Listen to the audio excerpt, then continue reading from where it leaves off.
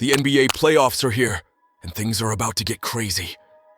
The West has been stacked more than ever, and the East has a couple of powerhouses with Boston leading the charge. The play-ins have served a one-way ticket home to the Warriors, Kings, Bulls, and the Hawks. Now it's all about surviving the first round, and the most interesting thing to look out for will be the upsets. Can some teams pull it off?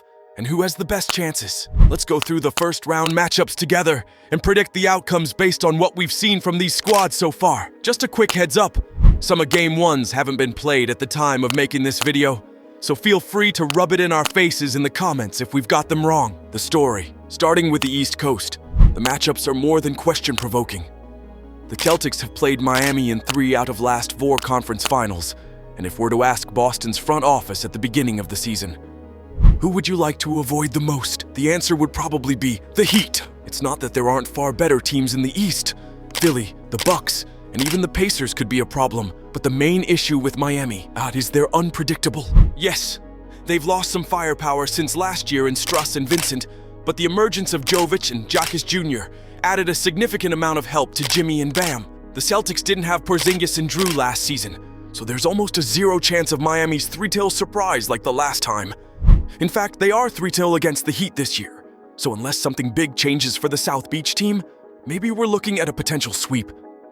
It's hard to imagine Jimmy not winning at least one game against the Greens, but now that he's been ruled out due to an injury, it seems that the party's over. The only scenario in which Miami makes this series competitive is in case big injuries happen on Boston's side. If not, they're just too good in every category for the Heat to beat them. If everything goes as usual and no freak accidents occur, Boston takes this one easily in 4-5 games max. The next matchup is one of the most interesting ones within the conference, and it's between Milwaukee and Indiana. The Pacers are 4-1 against the Bucks this year, and everyone around the league has been saying they're Milwaukee's kryptonite. They've lost 2 games at home and 2 more in Indiana, which makes it scary for the eyes of their fans. It's one thing knowing it's a possibility, but it's another when it's already been done. The Pacers are currently in a great shape, and all of their players are healthy and available, contrary to the Bucks' problems with Giannis' injury. So according to the NBA's injury report, the calf issues will stop him from playing in Game 1 and most probably Game 2 in the first round, shifting the power balance heavily towards the Pacers. Then, there's another aspect of Giannis' situation. All the attention will be on Damian Lillard. Whether he shows up or not will decide the Bucks' playoffs future, and this season hasn't been great for him in terms of consistency. When draft was announced initially, the hype narrative was that Milwaukee would be this unstoppable offensive force, with Dame and Giannis leading the charge. Instead, we've got some nice highlights and exciting finishes, but not the nightmare duo everyone was expecting. Plus, you need defense once the playoffs start, and the Bucks aren't exactly the prime example for that. Add Doc Rivers' coaching genius on top of everything, and you have a recipe for a first-round exit and the first upset of the postseason.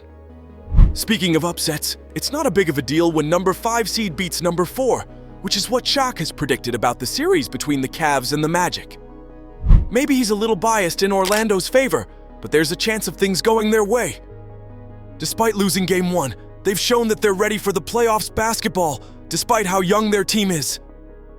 Experience will probably be the key factor in this series, and Cleveland has more of it. Mitchell had a great night scoring 30 points, and was helped by Mobley and Allen, who added 16 each to keep off the Magic, who were constantly trying to erase that first quarter deficit. However, every time they got closer, Cavs had a response. Darius Garland also had a good overall night with 14, hitting an ISO 3 to seal the game with less than 2 minutes left. Cleveland had a really amazing night, but the most important question is, can they keep up the same efficiency? It's fair to say Orlando lost the game in the first quarter, because later on the Cavs just wouldn't stop scoring. What happens if that stops? The Magic have a well-rounded roster with a couple of players able to explode on a given night, so this matchup promises to be fireworks as the series advances. Both teams are 2-2 this season, so they look like the most even-matched squads in the East, but because of Mitchell's playoffs experience and overall better-looking roster, we'll give them the edge to win this one in 6 or 7. We go to the last matchup of the East between the Knicks and the Philly, where both teams have injury issues, and this is probably a series in which they'll be a major factor. New York has lost Julius Randle for the rest of the season, while Embiid is struggling with that knee for months now. The surgery he had usually makes the recovery longer, but he did return way earlier than expected and played exceptionally well in Game 1. 29 points, 8 rebounds, and 6 assists with that knee make you wonder how different could have things be. The fact Filch entered the playoffs as the number 7 seed will play almost no role in how far they go, but whether Joel can keep that injury at bay. He was doing everything in Game 1, scoring, hitting threes, passing on the break, even to himself of the board. Actually, that's when his knee started hurting again, and he had to go to the locker, scaring everyone rooting for the city of brotherly love. Brunson played his usual game, followed by Josh Hart and Miles McBride, each scoring 20-plus points. If we're being honest, this series looks like it isn't going to be decided by these team stars, but by how efficient their support crews will be. Mind out, that only goes if Embiid stays present for the entire series.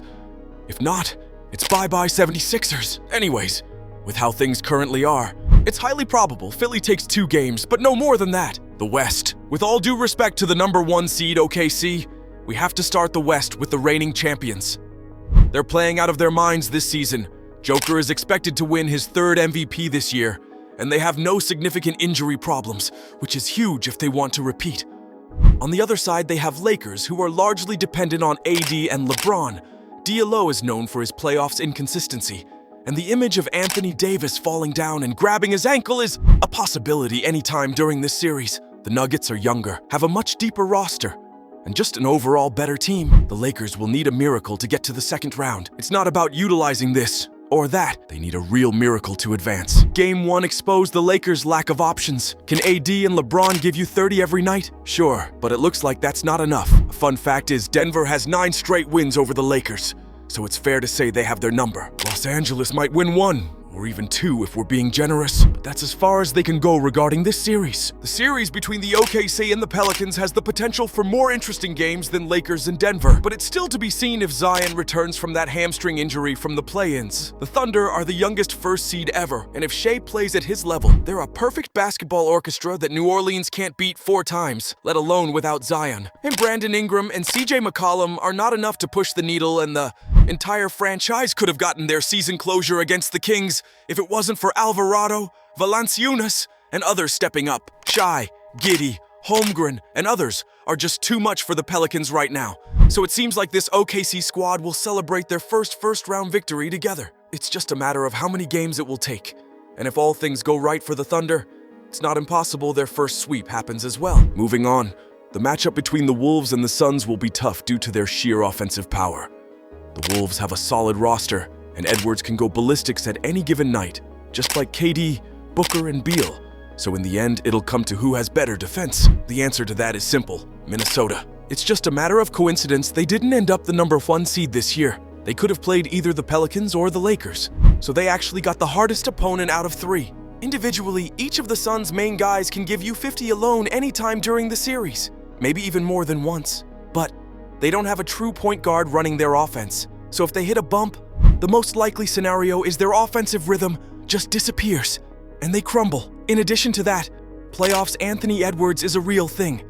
The guy is just unreal, and judging by his 33 points in Game 1, the Ant-Man could take over this series and carry the Wolves past Phoenix. Finally, one of the hardest series to predict, and the one promising the biggest drama, excitement, and maybe both at the same time, is the matchup between the Clips and the Mavs. They've already played 2 playoff series against each other since Luka arrived to Dallas, and if third time is a charm, we're in for a treat. The Clippers are struggling with the same problem for years. Will Kawhi be healthy? He always misses at least 2-3 games, and this season might be the same. Even with him on the floor, the Clips will have a difficult task. The Mavs are 24/7 since the Garland and Washington trade. Luka is up there in the MVP talks, and Kyrie has switched on the engines lately. If PG, Harden, Russ, and others don't show up big time, everything hints towards Dallas taking the first round in 5 or 6 games. However, if this series turns out to be a shootout, where every game someone else decides to explode for huge numbers, then we might even see Game 7. Knowing these 2 teams, it will be nothing short of a basketball version of the UFC's title fights. The slight edge goes to the Mavs simply because of the way they've been playing recently. But this series is a no-blinker in every sense of the word. That's it for today. We hope you've enjoyed this video. Feel free to share your predictions in the comments below, and make sure to hit that subscribe button to keep up with this year's playoffs. Peace out.